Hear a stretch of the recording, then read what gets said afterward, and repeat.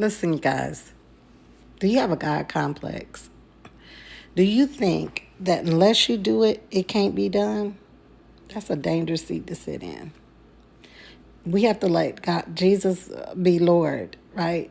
Understand and know that God is God and that we're not. And that we're not called to meet every need. So we need to understand what the wisdom of the Lord is, so we're not being led astray by the devil's agenda. How do you know when it's something that God wants you to do? Well, first of all, God will never ask you to do something that you don't have the ability to do. In other words, if you don't have $1 million, He's not going to tell you to give $1 million. Okay? You don't got it. He's going to ask you for what's in your hand. He said, Moses, what is it you have in your hand?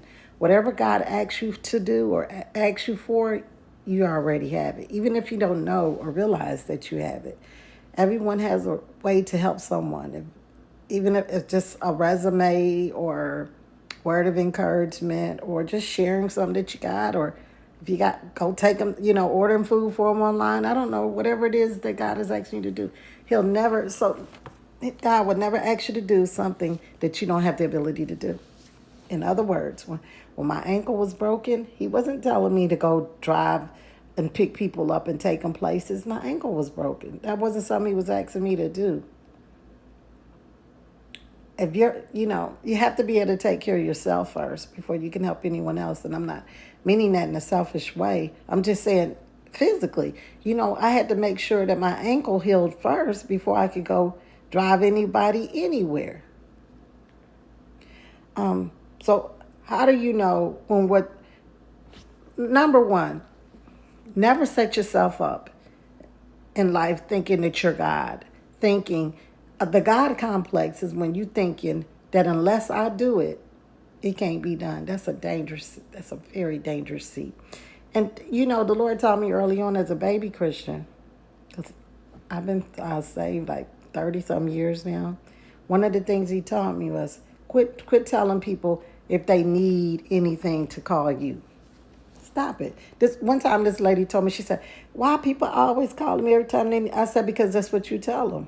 If you need anything, call me. We need to be making sure that we're directing people to Christ so they can be dependent on Him to supply all their needs and not dependent on you. The goal is always God. We as ambassadors of Christ, as ministers, reconciliators, our goal is always to direct people to Christ, to teach people how to depend on Him, not how to depend on other people, but how to depend on Him. If the devil can give you a God complex, he's going to make you think that, like I said, unless you do it, it can't be done. That's not the Lord leading you. The Bible never tells us to be led by our emotions. Let's not be led by our emotions. He didn't say go. He said be led by those who are the sons of God are led by the Spirit of God. Being led by your emotions is a dangerous thing. You see toxic people in toxic relationships, people losing their lives, going back to toxic relationships, knowing that they wasn't good, but they're, the world says, let me put this here. The world says follow your heart. But the word says that the heart is wicked and it's full of all kinds of deceits. Who can even know it? The Lord never tells us to follow your heart. Quit following your heart, because your heart, you're going to be led by your emotions.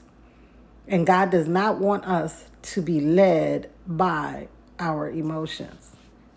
We as believers are to be led by the Spirit of God. If we're led by our emotions, we're going to be doing things that God didn't tell us to do, because we're being led by our feelings and not by faith. Anything done outside of faith is sin.